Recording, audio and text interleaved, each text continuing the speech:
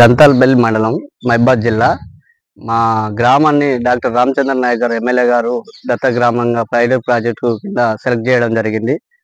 కొన్ని ఇంద్రమ్మ ఇళ్ళ విషయంలో కొన్ని పత్రికలు అవాస్తవమైన వార్తలు రాస్తున్నారు.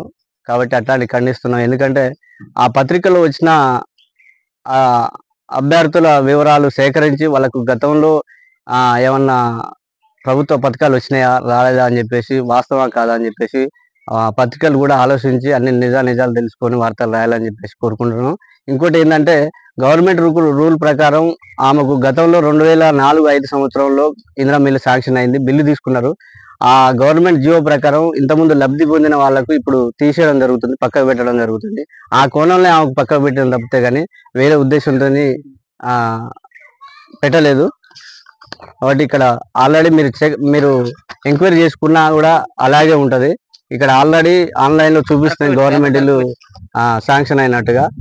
దీన్ని కొన్ని పత్రికలు బేస్ చేసుకొని ప్రభుత్వం మీద బురద జల్లే విధంగా కొన్ని ప్రచురణ చేస్తున్నాయి. కాబట్టి దాన్ని ఖండిస్తాం. మీరు రాసుకోండి, వాస్తవాలు రాయండి, సమస్యలు రాయండి పత్రికలలో, కానీ ఆ వాస్తవాలు రాయండి దయచేసి అని చెప్పేసి కోరుకుంటున్నాం.